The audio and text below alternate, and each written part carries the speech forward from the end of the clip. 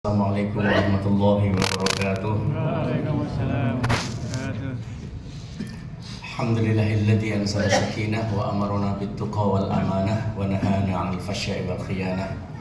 Asyhadu an la ilaha illallah wahdahu la syarika lah wa asyhadu anna Muhammadan 'abduhu wa rasuluhu la nabiyya ba'dah. Allahumma shalli wa sallim ala nabiyyina Muhammad wa ala alihi wa mawala ma ba'du.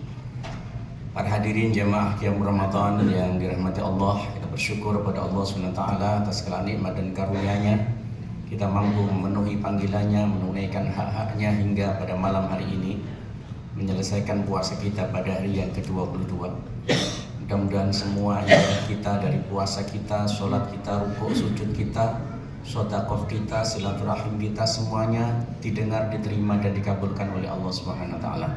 Amin ya rabbal alamin.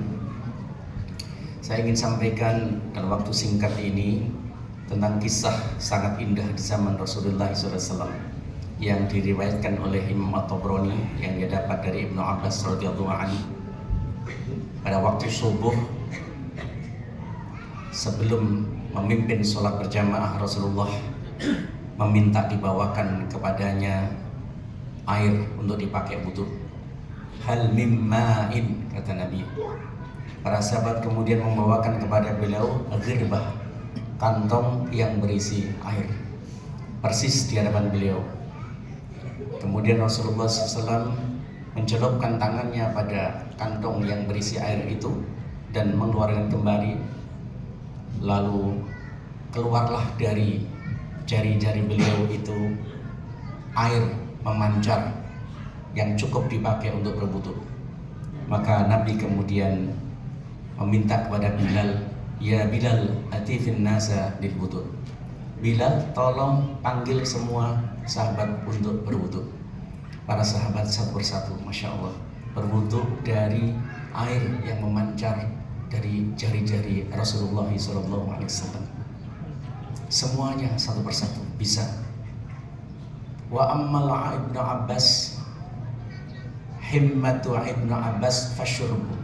Saking semangatnya, gairahnya Ibnu Abbas sampai-sampai dia menggunakan, dia tidak hanya untuk berwudu, tapi dia juga bisa meminum air dari jari-jari Rasulullah tersebut. Setelah itu beliau pimpin sholat subuh. Setelah pimpin sholat subuh, beliau menghadapkan wajahnya ke para jamaah, dan di hadapan sahabat-sahabatnya itu beliau bertanya,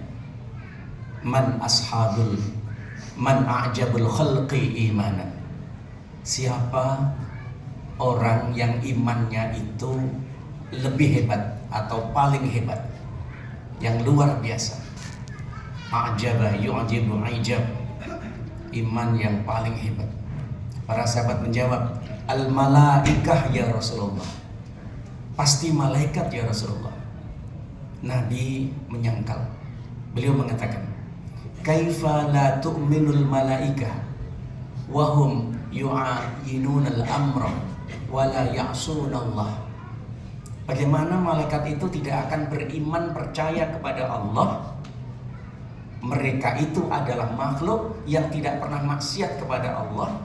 Mereka selalu melaksanakan perintah Allah. Para sahabat kemudian menjawab, fan nabiyun.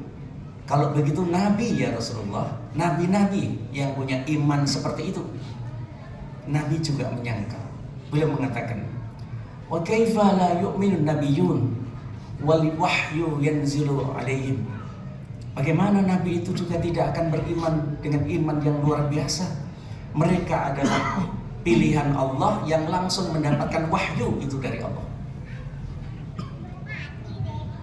Para sahabat berpikir dan kemudian merasa besar diri. Bahasa Jawanya gigi mongso, GR. Lalu beliau berkata, para sahabat berkata, fa'idan nahnu ashabuka ya Rasulullah. Kalau begitu kami ini ya Rasulullah yang punya iman yang seperti engkau katakan. Faqala Nabi sallallahu alaihi wasallam, wa kaifa la tu'minun wa antum tarawna ma tarawna. Bagaimana engkau tidak akan punya iman seperti itu? Engkau adalah sahabat-sahabatku yang tahu persis apa yang seharusnya engkau ketahui. Yang dimaksud Nabi tentu adalah sahabat adalah orang yang hidup bersama Nabi, menjadi teman seperjuangan Nabi, mendatangi setiap majelis Nabi, mendengarkan semua ceramah-ceramah Nabi. Bahkan sahabat adalah sahabat orang yang tahu persis semua peristiwa yang terjadi pada zaman Nabi. Bahkan sahabat adalah orang yang bisa mendapatkan kenikmatan karena bisa mengalami berbagai peristiwa bersama Rasulullah SAW. Jadi kalau para sahabat yang tahu Nabi, hidup dengan Nabi, mengalami semua peristiwa bersama Nabi, kata Nabi, ya wajar engkau beriman. Mungkin andai kita hidup bersama Nabi tanpa pikir panjang, mungkin kita juga termasuk di antara orang yang beriman. Atau malah sebaliknya, menjadi pengikut Abu Jahal dan Abu Lahab. Kemudian para sahabat menyerah. Lalu Nabi menjawab, a'jabul khalqi imanan, orang yang imannya itu paling hebat, lebih hebat, yang luar biasa, itu adalah qaumun ya'tuna min ba'di walam yarawni wa yusaddiquni walam yarawni wa yu'minuna bi walam yarawni wa ya'maluna sunnati walam yarawni. Ulaika ikhwani fatuba li ikhwani sab'a marrat. Orang yang imannya hebat itu adalah mereka yang datang jauh sesudahku, tidak pernah melihat aku, walam yaruni, tidak pernah melihat aku, apalagi mengalami peristiwa bersamaku, tahu persis mukjizat yang datang kepadaku, tetapi mereka mau membenarkan ajaranku, mengimaninya, bahkan mengamalkan sunnah-sunnahku. Faqala Nabi SAW, Nabi kemudian mengatakan, ulaika ikhwani, mereka itulah ikhwanku, saudara-saudaraku. Fatuba li ikhwani, maka sungguh sangat beruntung mereka yang menjadi saudara-saudaraku itu. Sab'a marrat, sampai 7 kali Rasul mengatakan fatuba li ikhwani, fatuba li ikhwani. Dalam satu hadis yang lain, tatkala Nabi bersama dengan Abu Bakar dan Umar bin Khattab, beliau mengatakan, laitani laqitu ikhwani, sungguh aku sangat berharap, rindu dan kepingin ketemu dengan saudara-saudaraku itu. Abu Bakar terkejut, dia bilang, ya Rasulullah, anahnu ashabuk, bukankah kami ini sahabatmu ini? Nabi mengatakan, laqitu ikhwani hum lam yarawni wa yu'minuna bi, bukan, tetapi yang aku rindukan dan aku sangat ingin ketemu dengan mereka adalah mereka nggak pernah hidup dengan aku, tapi mereka beriman kepadaku. Para jamaah yang dirahmati Allah, siapa yang dimaksud oleh Rasulullah SAW? Sahabat, tabi'in mungkin masih bisa menang hidup bersama Nabi pada zaman Abbasiyah, pada zaman Umayyah dan Abbasiyah, pada zaman sudahnya, bahkan sampai zaman kita sekarang ini, adalah orang-orang yang oleh Rasulullah disebut sebagai orang yang punya iman hebat. Dan keimanan kita ini benar-benar sampai hari ini dibuktikan dengan menjalankan sunnah-sunnah Rasulullah SAW. Mungkin kita tidak merasakan bahwa Rasulullah sangat merindukan kita dan ingin sekali bertemu dengan kita. Pertanyaannya dulu, apakah kita juga termasuk di antara orang yang merindukan Nabi, bertemu Nabi? Dan yang kedua, pantaskah kita menjadi saudaranya Nabi, ikhwannya Rasulullah? Dan pantaskah kita nanti itu ketika berjumpa Nabi, kita memiliki amal yang bisa sebagaimana Allah firmankan, ulaika an'amallahu alaihim minan nabiyyin wasiddiqin wasyuhada wassalihin fahasuna ulaika rafiqa. An-Nisa 69. Orang-orang yang mendapatkan nikmat itu yang kita minta setiap kali kita sholat, ihdinas siratal mustaqim siratal ladzina an'amta alaihim, ya Allah tunjukkan kami siratal mustaqim, jalan yang lurus, jalannya orang-orang yang telah kau beri nikmat kepada mereka. Itu di dalam An-Nisa 69 dikatakan, Ulaika ma'al ladina an'amallah. Mereka itulah yang kita maksud, yang telah mendapatkan nikmat-nikmat dari Allah. Minan nabiyyin, di antara para nabi, wasiddiqin, orang-orang yang siddiq, yang selalu jujur, yang membenarkan tentang kebenaran. Wasyuhada, orang-orang yang syahid di jalan Allah. Wassalihin, dan orang-orang yang saleh. Ini yang kita minta setiap kali kita salat, supaya kita menjadi bagian di antara 4 golongan yang diberi nikmat oleh Allah Subhanahu wa taala, sehingga kita layak berjumpa dengan Nabi, hidup dengan Nabi, bersama dengan Nabi. Salah satu di antaranya misalnya adalah memelihara, merawat, menyantuni anak-anak yatim. Dan Nabi pernah mengatakan, ana wa kafilul yatim kahatain. Aku dengan para perawat, pemelihara, pemerhati, dan yang menyantuni anak yatim seperti jari-jari ini. Nabi merenggangkan jarinya. Fil jannah, di surga. Betapa dekatnya di antara orang yang dia mau menyantuni anak yatim. Jadi kita mendapatkan keistimewaan. Bagaimana tidak? Kenapa Nabi menyebut kita saudaranya? Penghargaan pertama. Dan yang kedua, kenapa kita mendapatkan kelebihan dengan iman yang hebat dengan 7 kali keuntungan disebut oleh Rasulullah? Penghargaan kedua. Mungkin kita bisa berpikir, ketika orang ketemu dengan Nabi, hidup dengan Nabi, orang yang membenarkan apa yang ada pada Nabi, dia langsung iman. Iman kepada Nabi dengan melihat Nabi, langsung turun pada beliau wahyu, dan sahabat langsung bisa mendapatkan wahyu itu cukup sederhana, orang bisa mempercayainya dengan mudah. Tetapi zaman sekarang sangat tidak mudah orang beriman. Antum nanti Bapak Ibu dan jamaah bisa dibuka di berbagai media. Di antara orang-orang yang beriman, orang-orang yang beragama, berapa persen yang melaksanakan salat, berapa persen yang melaksanakan puasa, berapa persen yang menjalankan Al-Quran, dan berapa yang tidak melakukan.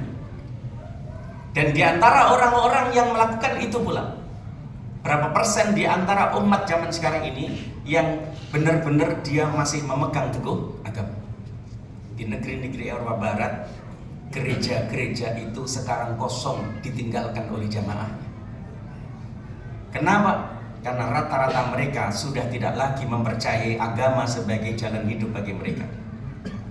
Mereka tinggalkan gereja, tetapi mereka masih tetap percaya Tuhan. Jadi kaum yang percaya Tuhan ada, tetapi tidak beragama, semakin hari semakin besar. Mereka disebut dengan kaum agnostik. Dan anak-anak kita, generasi kita, antum semuanya menghadapi kampanye anti agama, kampanye anti Tuhan melalui berbagai media massa. Jika kita lengah terhadap iman umat generasi kita di zaman ini, anak-anak kita akan termakan oleh kampanye media yang anti Tuhan dan anti agama. Mereka terang-terangan itu mereka lakukan. Karena itulah kita bersyukur, kita, anak-anak kita, mungkin cucu kita. Dalam surah Maryam ayat ke-59 di sana Allah firmankan, fakhalafa min ba'dihim khalfun adha'us shalah wattaba'us syahwah fasawfa yalqauna ghayyan. Nanti suatu saat akan ada generasi di belakang kita, fakhalafa, akan di belakang kita nanti khalfun, ada satu generasi adha'us shalah yang sudah lalai dan mereka meninggalkan salat, wattaba'us syahwah, lalu mereka hanya mengikuti hawa nafsu, fasawfa yalqauna ghayyan, kelak mereka akan mendapatkan kebinasaan. Kalau kita sekarang sebagai orang tua, mungkin ada yang sudah menjadi kakek dan nenek, kita masih bisa punya iman semacam itu dan melaksanakan sholat. Mungkin kita masih bersyukur, generasi kedua kita, peninggalan kita, anak kita masih bisa kita jaga, kita lihat, kita arahkan, kita bimbing, dan kita tegur kalau mereka tidak sholat. Hai anakku, kenapa kau nggak sholat? Kita masih bisa negur mereka. Tapi siapa fawalafa min ba'dil khalfun, bisa generasi kita sesudah anak kita, bisa cucu kita. Mungkin sekarang kita masih bisa mengawal cucu, tapi setelah cucu kita akan punya generasi lagi. dalam bahasa Jawa disebut dengan cicit. Betul ya? Nah, cicit. Kalau di Balikpapan namanya apa sebutannya? Buyut. Ya, sama cicit juga ya. Jadi cucu, cicit, kemudian canggah. Jadi generasi ketiga sesudah kita, anak, cucu, cicit, canggah. Generasi keempat. Lalu ada lagi, entah apa namanya, saya juga nggak tahu dalam bahasa Jawa, nggak apa. Nah, generasi keberapa anak kita masih terjaga, tidak termasuk di antara orang-orang yang khulfun atau as-salat. Jadi wajar kalau Rasulullah menghargai iman orang zaman sekarang. Kenapa? Karena semakin kesini tantangan iman, tantangan akidah tauhid tidak mudah. Karena semua sekarang bebas dikampanyekan, anti Tuhan, anti agama. Bapak Ibu jamaah bisa buka TikTok, bisa buka Facebook, bisa buka Instagram, apa saja. Di situ orang-orang yang mengkampanyekan anti agama, anti Tuhan, terang-terangan. Dan sekarang diikuti oleh generasi muda, bahkan anak-anak mahasiswa, bahkan diantaranya di dunia kampus-kampus perguruan tinggi Islam. Mereka bukan hanya meninggalkan salat, tetapi juga sudah tidak lagi mengakui dan beragama. Mereka banyak yang hanya percaya Tuhan. Apa yang terjadi? Bapak Ibu dan saudara, maka marilah kita yang punya nikmat, diberi nikmat oleh Allah berupa iman Islam yang terus kita jaga. Kita tanamkan ini baik generasi kita jaga terus, dan kita kawal generasi kita termasuk anak-anak kita. Jangan lelah-lelah untuk terus memberikan taujih, pengawalan, mitigasi kepada generasi kita terhadap iman dan tauhid ini. Karena kita termasuk di antara orang-orang yang beruntung mendapatkan keimanan. Dan iman itu sangat progresif, mudah sekali berubah, cepat sekali berganti dari tadinya kuat, sedang dan lemah. Nah, bulan Ramadan inilah tidak hanya kita jadikan sebagai bulan peningkatan iman dan takwa melalui puasa, tetapi juga kita jadikan sebagai bulan madrasah, bulan pendidikan, bulan taklim untuk kita semua menambah ilmu agama, meningkatkan keyakinan dan akidah tauhid kita, dan meningkatkan kualitas keislaman kita. Mudah-mudahan semuanya diberikan kekuatan dan kesabaran oleh Allah SWT untuk terus taat dan istiqamah di jalannya. Aqulu qouli hadza wastaghfirullaha li wa lakum fil Qur'anil azim. Wassalamualaikum warahmatullahi wabarakatuh.